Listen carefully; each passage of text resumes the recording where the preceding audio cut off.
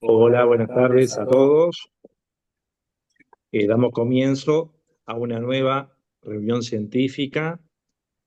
En este caso, es una reunión científica que hemos coordinado con el Comité de Nefrología de la Sociedad Uruguaya de Pediatría. La verdad que les agradecemos mucho al comité esta participación.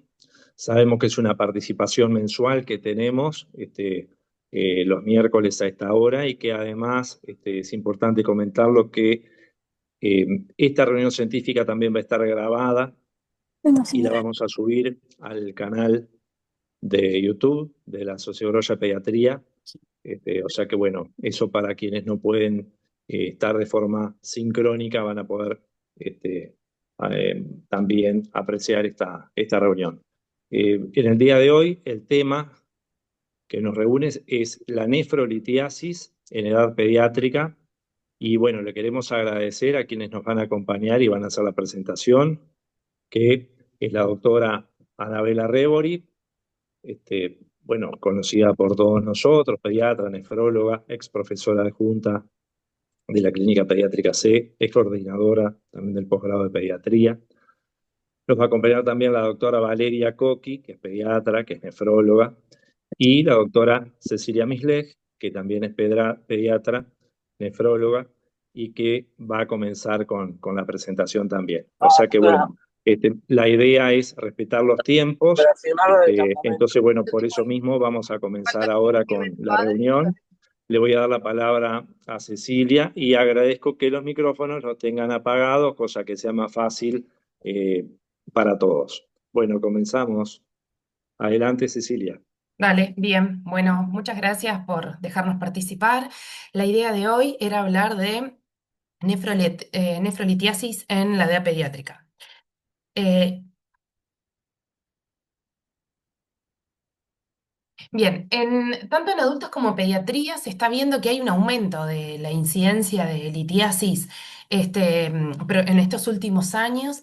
Hay algunos factores de riesgo que están vinculados a este aumento que, a ver, hay algunos asuntos que son inmodificables, que tienen que ver con los antecedentes familiares o algunas anormalidades del tracto urinario, que son condiciones individuales, pero hay otros asuntos que tienen que ver con las costumbres y los hábitos actuales, que son los que todos los pediatras estamos viendo, que tiene que ver con la baja ingesta de líquidos, los cambios en los hábitos dietéticos con la dieta rica en sodio y en proteínas, la gran cantidad de pacientes con sobrepeso y obesidad y el uso actual de, bueno, de algunos fármacos que también están vinculados al desarrollo de litiasis. Todos estos elementos que son modificables son los que estamos viendo que están asociados al desarrollo de mayor incidencia de litiasis. La edad promedio de aparición es aproximadamente entre los 6 años, sigue siendo más frecuente en varones y algunos de estos casos son hallazgos, ¿no?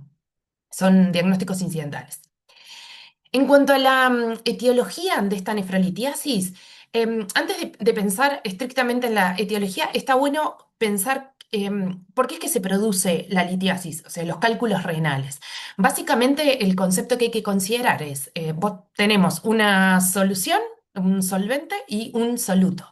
La solución, el solvente va a ser la orina y el soluto va a ser todas aquellas sustancias, metabolitos y iones que nosotros eliminamos en la orina. ¿Cuándo? ¿De qué va a depender la formación de los cálculos? De que cuando ese soluto, iones, sustancias que eliminamos en la orina, aumentan su concentración y hay poco solvente, es decir, hay poca orina, esa orina se sobresatura y favorece la compactación de todas estas sustancias y la formación de los cálculos. En el sistema urinario hay también otras sustancias que lo que hacen es evitar de que se produzca esta litiasis. Entonces, son esas sustancias que serían inhibitorias, que también dependen de la presencia o ausencia de ellas, el desarrollo de los cálculos. Esto nos ayuda a pensar que qué es lo que vamos a buscar en los pacientes o qué es lo que vamos a pensar en el paciente con litiasis a la hora de buscar su etiología. Vamos a ver cómo está el solvente, qué cantidad de orina hay y cómo están los solutos, cómo está perdiendo todas estas sustancias a nivel renal. Entonces, la gran mayoría de las causas de nefrolitiasis son alteraciones metabólicas y dentro de ellas está por lejos, la causa más frecuente de litiasis es la hipercalciuria idiopática, que más adelante vamos a hablar puntualmente de ella. Representa el 40% de las causas de litiasis en pediatría. La hiperoxaluria, el oxalato es un metabolismo de producción endógena y que también se absorbe con la alimentación. Este oxalato puede aumentar en orina por dos causas. Una es primaria, que es genética poco frecuente y muy grave, que evoluciona a la enfermedad renal crónica, así que esa de pronto la dejamos. Y después la secundaria, que está vinculada a alteraciones en su absorción, o sea, aumento de la exposición y aumento de su absorción. La hipocitraturia, que vieron que dije hace un rato, ¿no? La litiasis depende de soluto, solvente y sustancias inhibitorias. Bueno, el citrato es una de ellas. Si yo tengo citrato en la orina, me permite inhibir la formación de los cálculos. Cuando ese citrato está bajo, es un factor favorecedor de la litiasis renal. La hiperuricosuria, ácido úrico, ya sabemos, pero también de producción endógena, cuando está aumentado o vinculado a la dieta, también se elimina mayor en orina. Si yo tengo sobresaturación a nivel urinario, me va a favorecer la formación de litiasis. La cistinuria, que la cistina es un aminoácido que en realidad esto es muy poco frecuente, pero bueno, hay que saberlo, que se elimina a nivel urinario, que es una enfermedad genética que se altera la reabsorción de la cistina. Y después, menos frecuente, la hipomagnesuria y sí, un poco más, la hipofosfaturia. Estos serían como las alteraciones metabólicas más frecuentes en el desarrollo de litiasis. Hay otros elementos que lo favorecen, que son las malformaciones urinarias, y esto tiene que ver con todas aquellas alteraciones de la anatomía urinaria a nivel, por ejemplo, del pelvis, uréteres, que lo que van a alterar es el flujo urinario. Donde haya estancamiento de orina, del solvente, ¿no? Eso es fácil que se sobresature. Tengo mucha cantidad de estos metabolitos que yo estaba nombrando, tengo poca orina y además está estancada, favorece la formación de la litiasis. Las infecciones urinarias también son una entidad que favorece la formación de litiasis, especialmente aquellos gérmenes productores de ureasa que producen un cálculo en particular, que se llama estruita, que no es tan frecuente en los niños pequeños, es más frecuente en los adolescentes, adultos jóvenes. Y bueno, y como todo en pediatría, hay una causa que no sabemos, ¿no? Que son las idiopáticas. ¿Cómo hacemos diagnóstico de litiasis en pediatría? Bueno, clínico e imagenológico. La clínica, como siempre, va a depender de la edad, pero básicamente los tres elementos principales que tenemos va a ser el dolor abdominal o lumbar, la presencia de hematuria macromicroscópica, a veces es un primer evento de hematuria macroscópica o un hallazgo de microhematuria en un examen de orina por otra razón. Y el síndrome miccional, sobre todo la disuria, es un síntoma que es habitual encontrar. De los métodos imagenológicos, la ecografía por lejos es el de primera línea, como siempre, barato, no invasivo, que me permite ver los cálculos que miden más de 3 milímetros, complicaciones de esa litiasis, si es que lo hubiera. En el caso de la hidronefrosis, como malformación de la vía urinaria, también la puedo ver.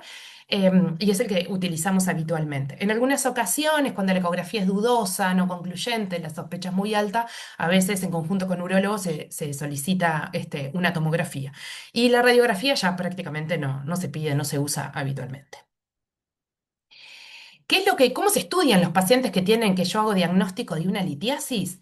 De vuelta, tengo que ir a pensar en lo que hablábamos recién, cuáles eran las causas. Entonces yo tengo que ir a mirar cuánto orina el paciente, qué cantidad de esas sustancias que yo estoy diciendo que pueden estar aumentadas, cuánto hay efectivamente en la orina.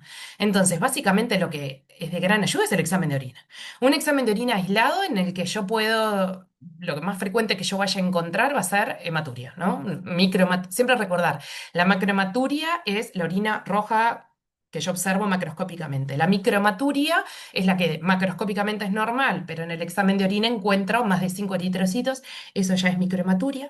Puedo ver cristales, son muchas veces, a veces en exámenes de orina vemos cristales de oxalato de calcio, eso es algo que se pide examen de orina por otra causa y eso aparece ese informe. El pH urinario me importa, la densidad urinaria, porque me da información sobre el nivel de concentración de esa orina. Eso es una orina aislada. Lo que es sumamente útil es la orina 24 horas. En primera instancia, porque me permite saber el volumen de orina. De vuelta insistiendo, solvente, ¿no? ¿Cuánto está orinando ese paciente? porque lo que está orientando es lo que me está diciendo de las ingestas, ¿no? Estos pacientes siempre te dicen que no, tomo agua, y después tenés el examen de orina 24 horas que tiene 700 cc. Claramente, son pacientes que consumen poca agua. Y después, lo que se busca en el examen de orina es la búsqueda, la dosificación de todos estos sustancias que yo estaba diciendo, que yo dije hoy al comienzo, ¿no? Sodio, fósforo, calcio, potasio, magnesio, oxalato, ácido úrico, cistina, citraturia. Eso se busca en una orina 24 horas. De más está decir que la orina 24 horas depende de la edad del paciente. Obviamente tiene que tener control esfinteriano. La realidad es que la mayoría de estos niños, como dije, la edad de debut son aproximadamente los 6 años.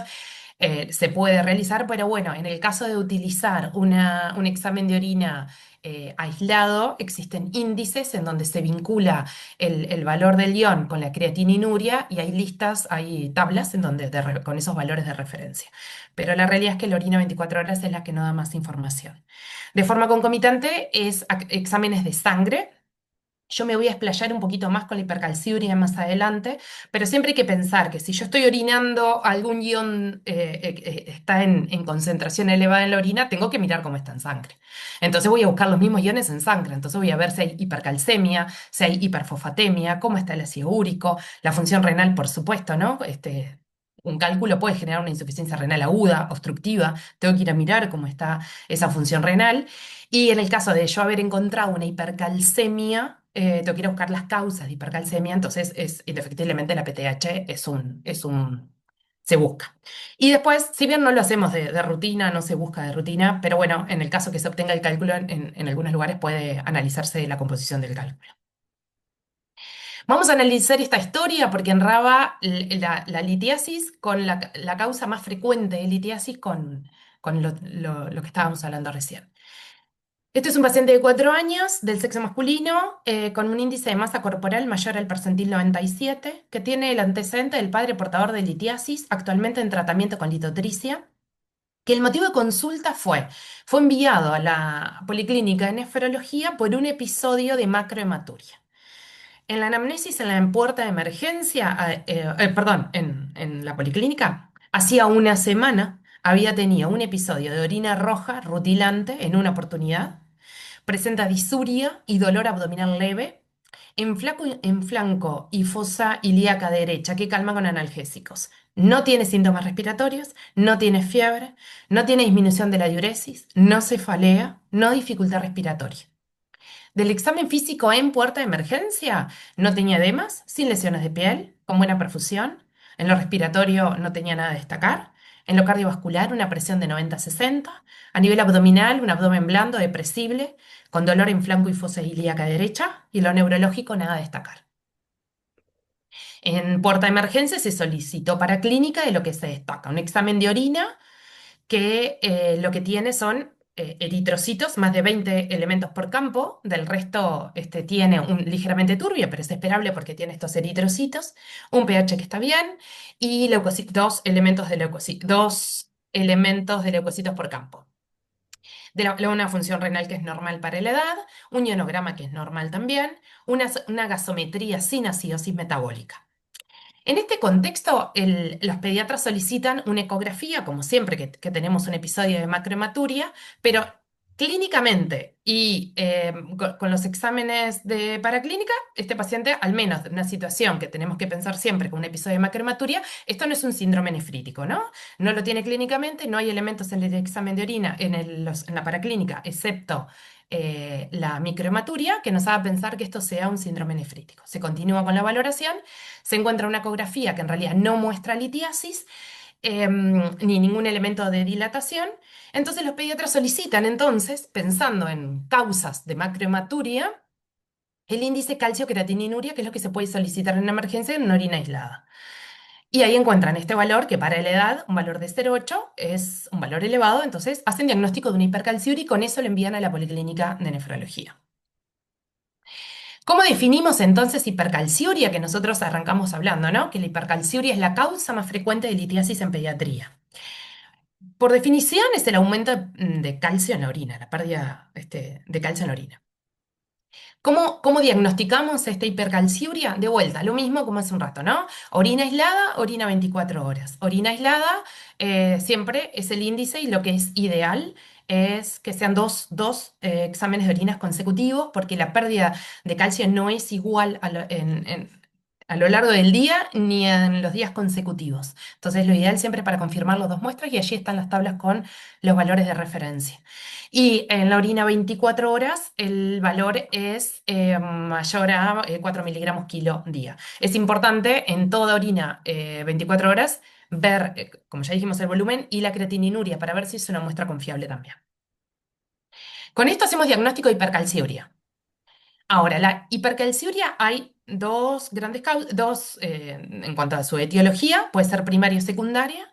Primaria, como dijimos, es la hipercalciuria idiopática, es la causa más frecuente de hipercalciuria, pero siempre sí y solo sí el paciente no tiene hipercalcemia y no tiene acidosis metabólica. Vieron que a este paciente se le había pedido una gasometría, se le había pedido un calcio en orina, por tanto, nosotros ya sabíamos que no tiene hipercalcemia, ya sabíamos que no tenía acidosis metabólica, que son entidades que pueden estar asociadas a hipercalcemia, pero cuando no están, uno piensa que entonces es una hipercalciuria idiopática.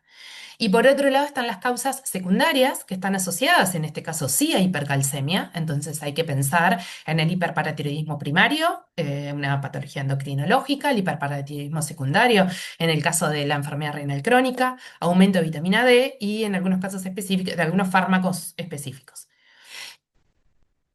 En cuanto a la etiología de esta hipercalciuria, no se sabe con certeza. Básicamente es la combinación de estos cuatro elementos. Se plantea que haya defectos a nivel tubular que alteren la reabsorción del calcio y aumento del calcio en la orina. Que se plantea que también puede haber algunos elementos de aumento de la reabsorción, de la absorción a nivel intestinal, el exceso de sodio también y el exceso de proteínas en la dieta. La combinación de estos cuatro factores es lo que se asocia a la hipercalciuria. ¿Qué es lo que importa en la historia clínica de los pacientes que tienen hipercalciuria? O sea, en este niño, en la policlínica de nefrología, ¿qué es lo que nosotros preguntamos en detalle? Es, la historia alimentaria es clave porque ahí salta lo de la poca ingesta de agua, alimentos con alto contenido de sodio.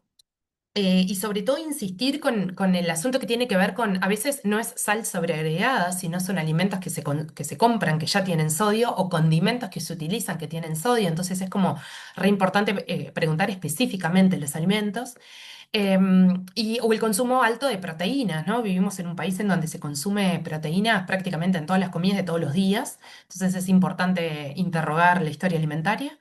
Los síntomas urológicos, porque en este caso fue una de las causas más frecuentes de presentación de una hipercalciuria, que es la macrohematuria, pero puede ser una poliaquiuria, disuria, en los casos de enuresis, ¿no? Sabemos los pediatras que el niño viene solamente por enuresis y más allá que sabemos que hay elementos genéticos y hay otros elementos de la situación del paciente que pueden estar vinculados a la enuresis, siempre hay que pensar en que pueda corresponder a una hipercalciuria también. Síntomas, infecciones urinarias. Del examen físico no hay nada puntual en este caso para destacar, pero en realidad, bueno, siempre se completa, por supuesto. De la paraclínica que se solicita para la hipercalciuria es muy similar a lo que veníamos hablando del estudio de la litiasis. Lo que sucede en este caso, bueno, como ya dijimos, examen de orina, por supuesto, lo ideal es que sea un examen de orina de 24 horas, si no, bueno, se pide aislado con los índices. De vuelta, si yo tengo hipercalciuria, tengo que ver cómo está el calcio en sangre, entonces siempre va un ionograma con calcio, fósforo y magnesio. La función renal, la gasometría para descartar que no exista acidosis metabólica, porque insisto, hay entidades puntuales que están asociadas con acidosis metabólica e hipercalciuria, entonces necesito saber si esta es primaria o secundaria. El metabolismo fosfocálcico, y ahí fosfato de galina, PTH y vitamina D. Ecografía aparato urinario siempre. Y pensar que, si bien yo estoy estudiando un paciente que tiene hipercalciuria, yo tengo que estudiar el resto de los iones siempre en el examen de orina, como veníamos diciendo, ¿no? Entonces hay que buscar otros factores litogénicos: el ácido úrico, el fósforo, el sodio, de vuelta, el citrato. En el caso de la hipercalciuria se estudia hasta la hipocitraturia, o sea, el citrato. Cuando yo tengo una litiasis, como dijimos al principio, sí, ahí voy a buscar la cistinuria y el oxalato también. En este caso, que tengo hipercalciuria, estudio todos los iones y el citrato. ¿Cuál es el tratamiento y la prevención de la hipercalciuria? Van a ver que vamos a insistir con esto varias veces.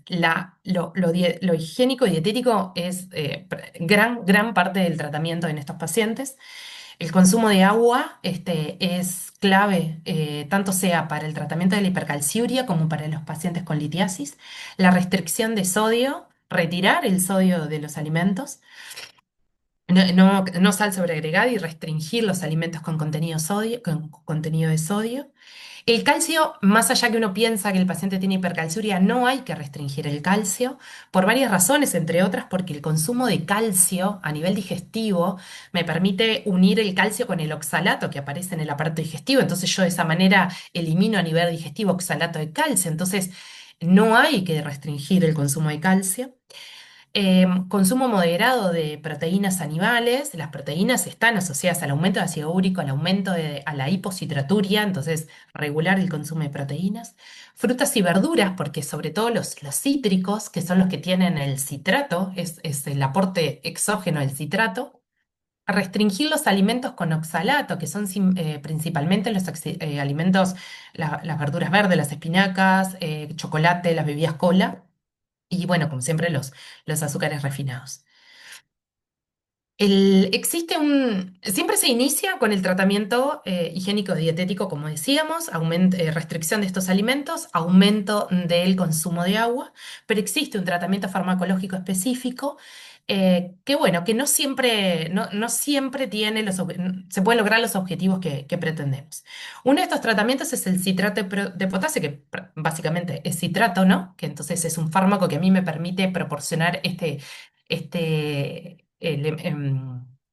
esta molécula que es inhibitoria en la litogénesis. Entonces, si yo se lo doy exógeno, puede aumentar. Tiene especial indicación en los casos de hipocitraturia. Y después está la hidroclorotiazida, que es un diurético, que en realidad lo que me hace es disminuir o sea, aumenta la reabsorción de calcio a nivel tubular. Siempre en el caso, como es un diurético, se puede administrar, pero hay que monitorizar, por supuesto, el potasio, sodio, magnesio, por todos los riesgos de alteración de estos iones. em, y puede aumentar el ácido úrico. Entonces, siempre, en realidad, hay que monitorizar su uso. Con respecto al manejo del episodio agudo, en el caso de la litiasis, bueno, como sabemos los pediatras siempre, bueno, inicialmente es el uso de analgésicos, de los AINE inicialmente, ibuprofeno, ketoprofeno, siempre con dosis adecuadas según la edad. En el caso que lo requiera, por supuesto, los opioides. Las medidas adyuvantes pueden ser hidratación, por supuesto, en el caso de los pacientes presenten vómitos, antieméticos y reposo. Esto ya de pronto es más de resorte urológico, pero saber que existen tratamientos médicos expulsivos como fármacos específicamente o incluso medidas de rotura de la litrotricia para la rotura de los cálculos. Hay indicaciones específicas de ingreso, que son aquellos pacientes que tienen cálculos mayores a 10 milímetros, un dolor refractario, obstrucción completa, que eso lo vemos en la ecografía, falla de la expulsión, o sea, que se observe y no se logra expulsión en las próximas 4 a 6 semanas, que tenga una infección asociada, porque eso va a ser una infección urinaria complicada, o el deterioro de la función renal. ¿Cuál es la prevención de la recurrencia, tanto sea de la hipercalciuria como de la litiasis? De vuelta, la hidratación y la dieta baja en sodio son como los dos elementos claves en el seguimiento de los pacientes con hipercalciuria y litiasis. Y después el tratamiento específico, como hablábamos, ¿no? Si yo detecté en el examen de orina una hipocitraturia, administrar citrato de potasio. En el caso de que tengo hiperuricosuria, alopurinol, hipercalciuria, el citrato de potasio, las tiacidas. Bueno, esos tratamientos específicos y el seguimiento de estos pacientes.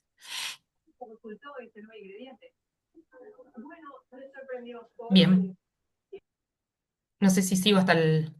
No sé si quieren preguntar algo en particular de la presentación, si no la saco y vemos las preguntas.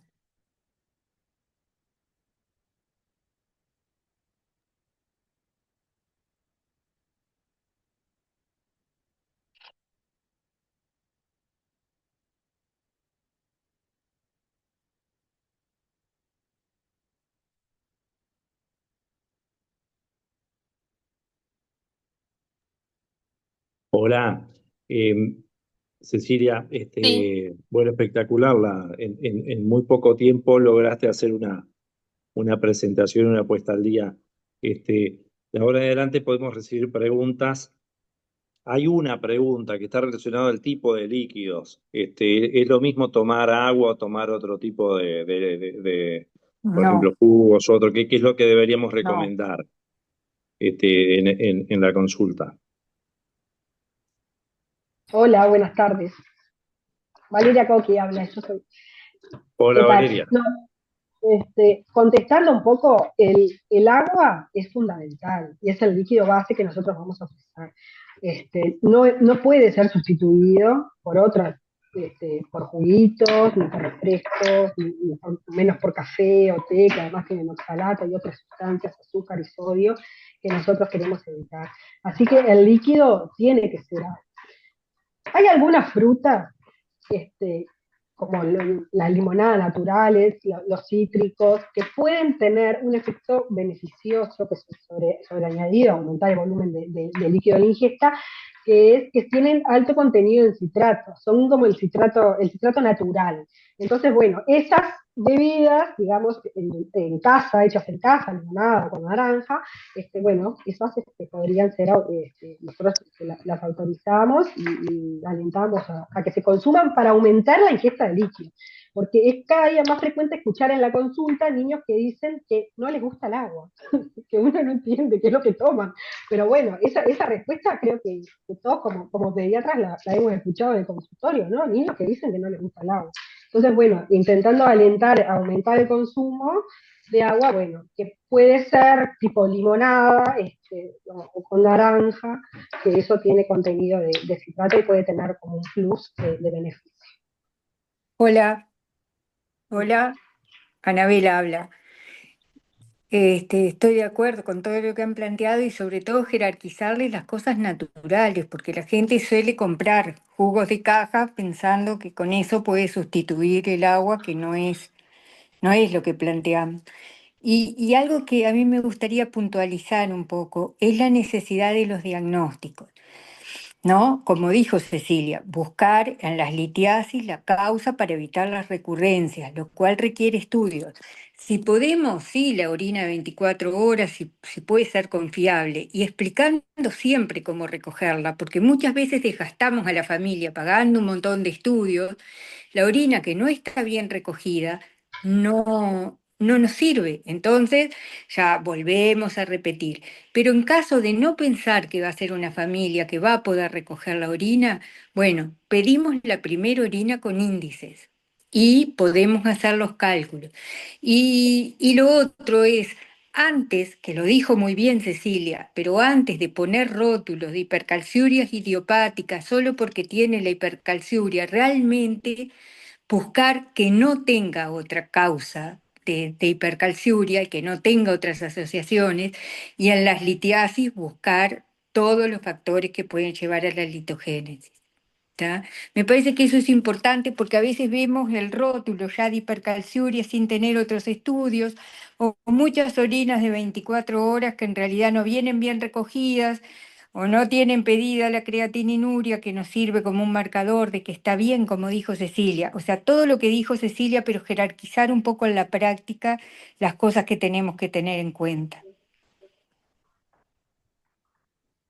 Bien, si pueden ir viendo, Cecilia, el chat, van a ver que hay varias preguntas de colegas. No sé si las logran ver para ir más o menos contestando Y están en voz alta. preguntando de los arándanos en las litiasis Ah, recurrentes y la vitamina E. bien, a ver, Bueno, eso es sí. más de las infecciones urinarias, pero no para las litiasis, ¿no? Nosotros lo Ah, que, lo que encontramos de estas sustancias, de los arándanos, y también hay algunos yuyos, ¿no? Algunas hierbas también que se ofrecen en los pacientes que tienen litiasis y que toman, que en realidad lo que tiene, los arándanos concretamente, igual que las uvas, eso puede tener un poco de citrato, tiene citrato, que bueno, pero no, que tiene como ese efecto beneficioso, pero si hay hiposcitraturia sobre todo, o sea que tampoco aplicaría a todos los casos. Y después el tema de los yuyos y de otras otros té que se venden, que además pueden ser peligrosos porque uno en definitiva a veces no sabe bien lo que está consumiendo, y menos lo que se le está dando a un niño, que lo que tienen es un efecto diurético, más o menos potente. Entonces lo que hace es como aumentar el volumen urinario, que por ese lado sería que se vende el efecto beneficioso, pero bueno, esto Claro, no es un ¿cuánto gran efecto y además hay que ser cuánto vas, cuidadoso. claro, y cuánto tenés que tomar de arándanos para, porque Claro. cubrir Es la que eso no está necesidad? medido, además, claro, no hay estudios que digan, Claro, no está medido. preferible que se tome un jugo de naranja exprimido en la casa. Que toma Perfecto. fruta, sí, que toma fruta, que come vegetales, que toma arándanos si quiere, sí. Claro, Pero claro, porque eso es mejor que otros snacks o alimentos que tienen sodio. Y ah, bueno, y si además lo acompaña de agua, seguro que beneficia. ¿Sí? No, una de las Bien. preguntas que dice allí, de la asociación entre la hipercalciuria y la enuresis, yo lo que he leído es que se asocian, no se sabe exactamente la causa por qué, pero que en realidad hay que buscarla, que cada vez que vos tenés un paciente con enuresis, uno de los elementos que buscás es la hipercalciuria. No sé si las Mm. chicas, yo pero no he cuando leído como que se supiera con certeza la causa. es en la enuresis, también en la incontinencia, porque así como da Sí. síndrome urinario bajo y urocultivo negativo, hay toda una cosa irritativa, ¿no? Ujú. Yo una cosa que quería mencionar, porque yo a veces hablo demasiado rápido y no sé si, pero Anabela siempre nos insiste con esto, es a la hora de estudiar una hipercalciuria, que como ya habíamos dicho, ¿no? El examen de orina aislado o de 24 horas, con todos los iones y el citrato. Diferente es cuando ya tenemos el paciente con litiasis, en donde hay que buscar, además del citrato, hay que buscar oxalato y cistinuria. Y en realidad pues se piden diferentes, se piden aparte. Entonces, tener claro que no son exámenes costosos además y no se pide todo para todos. Entonces, se estudia todo esto, oxalato, cistinuria y hipocitraturia para la litiasis.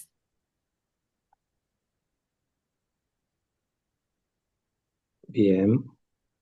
Después preguntan de los cristales, ¿no? A ver, Se sí. consultan sobre los cristales amorfos que se encuentran con bastante Ahí frecuencia va. cuando solicitamos examen de orina, por ejemplo, por sospecha de cistitis.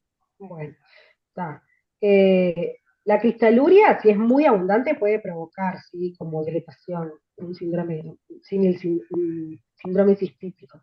Los cristales que siempre son patológicos son los de cistina. Cristales de cistina en la orina son 100% patológicos, siempre ameritan estudios más exhaustivos del paciente.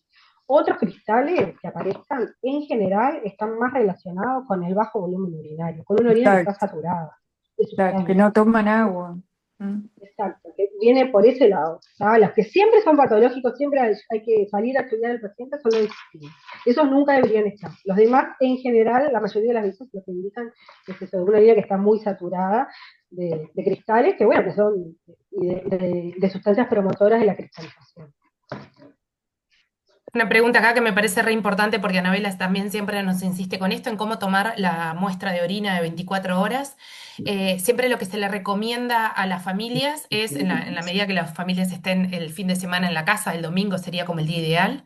Entonces, el niño se levanta el domingo, esa primera orina la elimina, la tira, esa no se toma, porque corresponde al día anterior.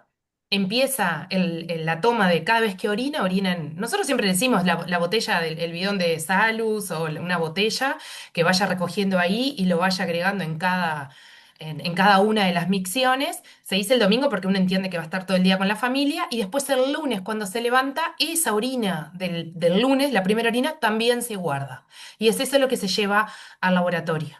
Y siempre recordar que si nada, se olvidó, alguna micción no pasó, nada, esa muestra no sirve y se tira. Y por eso en un momento yo mencioné, porque cuando se toma orina 24 horas hay un valor que es la creatininuria, que es un valor entre 12 y 15 miligramos kilo. Nosotros lo vamos a corroborar a ver si es una muestra confiable. Si ya vemos que ese valor no está bien, no consideramos esa muestra. Entonces no hay forma de que nos puedan mentir con la muestra de orina, porque está la creatininuria que sirve. Pero así se toma una muestra 24 horas. Y que es sumamente engorroso, ¿no? Sí, Juntar hasta orina incluso en niños 24 horas. grandes. Gran casa de fracaso. Claro, por eso pedimos mucho las orinas con índice. Y ahí preguntan también si se realiza litotripsia externa en niños, y sí, sí, sí, se hace, sí. Ujú. Acá la hace Felipe, creo. Ujú. Ah, perfecto. Y una consulta más, digo por el manejo. Solemos diagnosticar en realidad en agudo estos pacientes y bueno, por supuesto que hay que tener la alta sospecha y está muy clara la presentación clínica, algunas veces nos guía más, otras veces no tanto. De ahí que es verdad, a veces uno no ve un riñón o distendido o la misma litiasis en la eco y de ahí terminamos en una tomografía. Cuando fuera de eso que uno estudie y ya ve el diagnóstico, ¿cuándo sería importante derivar el paciente al nefrólogo pediatra? Porque hay estudios que uno en la internación lo suele hacer, pero que cuándo sería que sea fundamental. ¿Por qué lo digo? Porque muchas veces tenemos en el resto del país, nosotros no tenemos nefrólogo. Bueno, Anabela sabe muy claramente que le queda a veces las orejas coloradas de Mm. llamarla, pero quisiéramos que nos guíen, cosa que qué sería lo ideal si los derivamos, qué le podríamos pedir, qué estudios, qué cosas para guiarnos un poco en el día a día. Creo que mucho estuvo contestado en la charla de Cecilia, ¿no? Si es en el estudio de una macromaturia que encontrás una hipercalciuria, si lo vas a estudiar, mandalo con todos los estudios, ¿no? Y sobre todo si van a pedir una orina de 24 horas, piensen que ahí sí, ya pedir todo lo que habíamos marcado de estudiar, porque es un desgaste juntarla. Y si piden la primera orina, pedir ya, si es solo una hematuria y buscan la hipercalciuria, el ácido úrico y demás, ¿no? Pero me parece que está bien pensarlo, hacer un primer examen y si ustedes encuentran alteraciones, comunicarse para, sí, para hacer el estudio completo, ¿no? Y si es una litiasis, creo que sí, que la tenemos que ver en conjunto porque evitar las recurrencias es sumamente importante. Claro, porque uno a veces piensa, ¿no? Que expulsaba el cálculo o Ya solucionado está. el tema de este cálculo que se encontró, el paciente ha curado y en realidad es una enfermedad que tiene aumento de la prevalencia, que tiene una tasa de recurrencia que es muy grande y que en general el problema dietético que lo origina sigue estando y los factores de riesgo son de toda la familia, son hábitos familiares. Claro, y a veces Entonces es muy enfermedades, difícil como todo. y a veces las menos, pero hay enfermedades metabólicas y genéticas que hay que diagnosticar también. ¿Ah? Y a veces vemos que nos llegan pacientes de repente a la tercera o cuarta recurrencia. Y bueno, hay que tratar de evitarlo porque además cada recurrencia o cada litotricia va dejando daño renal. Bien, y otra pregunta que está relacionada a esto, para el manejo. Primer caso, sabemos que tiene una hipercalciuria, ¿ya lo tratamos con la medicación que estuvieron No, hablando o no, no es necesario en un primer y no. episodio? ¿Cuándo sería Primero, el si le momento? ves que la ingesta de sal, que la podés calcular tanto en la orina de 24 horas como en la orina aislada es alta, lo primero siempre es lo dietético.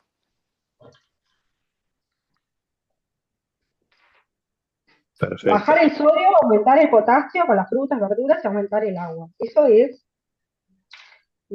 para todos los pacientes y es la medida inicial. Y mejoran con eso, además. Muchos mejoran. Sí. A veces cuando se hace resistente a este tratamiento dietético, a veces se ponen los fármacos. Mariana había levantado la mano Sí, para hablar. Mariana estaba levantando la mano. Sí, adelante. Hola, ¿cómo están? No, yo justo quería decir lo que dijo Anabela, que no había quedado muy resaltado que en la orina de 24 horas puedes medir el sodio que consume y lo acaba de decir. Así que me parece importante resaltarlo y también También, la relación sodio-potasio en la orina aislada cuando tenés solo claro, eso. claro, por eso decimos tanto de pedir todas las cosas para tener una valoración de los distintos aspectos que pueden estar ocasionando esta hipercalciuria o la litiasis renal, cuáles son todo el estudio metabólico, ¿no? Bien, otra pregunta. Luego que implementamos lo que tú muy claramente nos comentaste, Anabela, ¿cuándo le haríamos otro control de orina 24 horas? Porque también me parece que está bueno no, ver los tiempos, ver cuál sería la oportunidad, porque Mm. no Yo, puede ser yo en 21 a general la semana, o sea. creo que no está muy especificado, uno lo va adecuando. Yo en general pido mucho la orina con índice y si le voy a mandar una dieta, en general espero 2 o 3 meses para valorar la respuesta y qué hicieron, ¿no? Y puedo pedir una primera orina con índice. Ah, perfecto.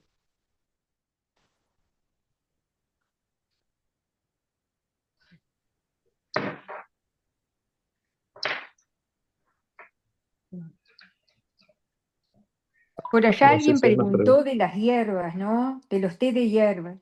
Ah, yo creo que hay que tener cierto cuidado con los té de hierbas, porque a veces las hierbas que se usan pueden ser incluso nefrotóxicas. Y acá lo importante es tomar agua. Bien. Si se habla específicamente del agua libre, ¿no? Cuando uno Claro, dice agua es eso. exacto, exacto. Sí, Bien. la banana es de los alimentos ricos en potasio y podría estar indicada también. Naranja, sin duda. Por La eso naranja, las uvas, el el brócoli. jugo de naranja recién exprimido concentra el potasio de varias naranjas, ¿no? El azúcar también, obvio, pero el potasio, el Ah, citrato de varias naranjas. bien. Ah, esa es una pregunta interesante. ¿Cuánta cantidad? ¿Cuál sería el volumen? Porque eso me imagino que va variando con la edad, pero tenemos algo como para manejarnos en el día a día para informar. Hola, perdón, habla Claudia. La pregunta va porque se ha ido insistiendo mucho en la ingesta de agua y a veces me parece que se puede como ser en exceso también en la ingesta de agua. Entonces me parece que está bueno poder ¿Viste? orientar a Sí. las personas. Viste que te dicen teóricamente que tenga un cc kilo hora de diuresis como mínimo, ¿no? Eso es muy teórico. En general nosotros lo que les decimos es, mire, si él va a orinar y la orina es clara, es que está tomando agua adecuadamente. La primera de la mañana, obvio que va a ser concentrada, ¿ah? Pero decir cuánta diuresis tienen que llegar es medio complicado eso. Nosotros a los escolares les decimos que tomen 1 litro, 1,5 litros de agua. Claro, sobre todo para no pasarse al extremo, porque se ha ido insistiendo y a veces observo que es como muy insistente, digo, me Sabes parece. que yo, en la verdad, que en muchos años vi a uno tomar agua de más, pero en general lo que vemos es la falta de agua. ¿Tá? Bien, gracias. No, de nada. Hay un dato interesante que es para adultos, que uno lo puede considerar para un adolescente grande, Mm, es que el volumen de orina que tiene que producir como umbral, digamos, por debajo del cual aparece de nuevo el cólico nefrítico, donde tienen litiasis, son 2 litros. O sea, que mm. si orina menos, un paciente con cálculos renales adultos, si orina menos de 2 litros, orina, ¿no? No toma, orina menos de 2 litros, tiene más riesgo, un riesgo aumentado de volver a sufrir un episodio de cólico nefrítico. Así que bueno, para orinar 2 litros hay que tomar bastante más. Así que un adolescente grande, un adulto, 2,5 litros, ¿no?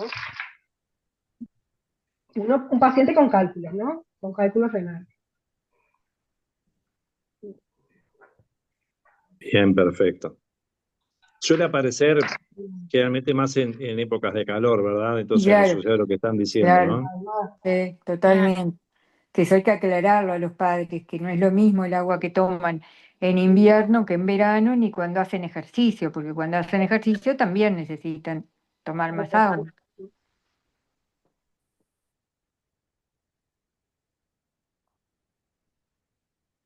Perfecto. Bueno, no sé si hay más preguntas en el chat, creo que estarían todas, ¿verdad? Bien.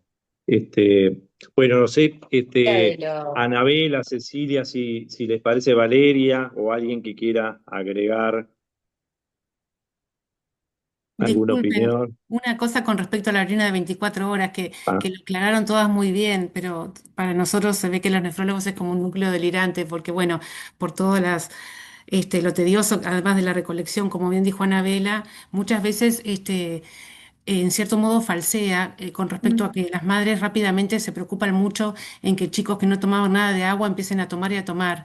Y para las recolecciones a veces llegan a la monstruosidad de darles 3 litros de agua a alguien que nunca tomó. Razón por la cual esos valores que vemos después, que son orinas muy diluidas, cuyos resultados seguramente están falseados, bueno, hay que remarcar que eso no, ese resultado aparentemente normal no es la realidad seguramente del niño. La orina de 24 horas es la foto de un día, y si ese día hizo muchas correcciones con respecto a lo que es su vida habitual en cuanto a la ingesta, ya sea de líquidos, y a lo que es su comida, su dieta, realmente va a ser un gasto innecesario, como dijo Anabela, y no nos va a dar a nosotros información como para devolverle al paciente si estamos falseando o dejando de lado un diagnóstico muy importante, ¿no? Sobre todo eso pasa mucho cuando los padres son portadores de litiasis, y entonces ellos dicen, ah, viste, tenés que tomar agua como yo ya sé que, y lo mismo con la toma de, como dijo Valeria, de té o hierbas, ahí se empieza a veces a enredar y a Total. mezclarse mucha cosa, que yo creo que eso hay que explicarle bastante a los padres, sí. Creo que tenemos que evitar los rótulos de hipercalciuria idiopática cuando no están bien estudiados, Exacto. dejar de no estudiar las litiasis, pero también dejar de indicar dieta antes de estudiarlos, porque tampoco vemos la realidad. Exacto, eso mismo. No va a cambiar 2, 3 días más, 5, 7 de que coma lo que comía si no lo tenemos estudiado, ¿no? Bien, una consulta más que nada para el interior rural que muchas veces ocurre. Mm, Cuando el agua no es de OCE, digamos, sí, muchas mm, veces existe la otra recomendación, que tomen sí, agua sí, mineral. sí. Mira, a mí me Eso se pasaba mantiene, mucho ¿verdad? eso. En Canelones, muchas veces aguas de pozo muy duras y veías una invasión de hipercalciuria y muchas mejoraban después, ¿no? Que les decimos, bueno, haga un esfuerzo con el agua embotellada, no todos pueden, pero pasa.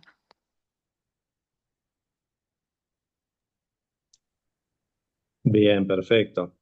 Este, bueno, la verdad que andamos muy bien, incluso en tiempo. Eh, Me parece que ya nos hemos sacado unas cuantas preguntas y consultas. Eh, de parte nuestra les queremos agradecer. La verdad que este tipo de reuniones científicas nos acercan mucho y por supuesto que tiene un impacto en lo que es actualizarnos.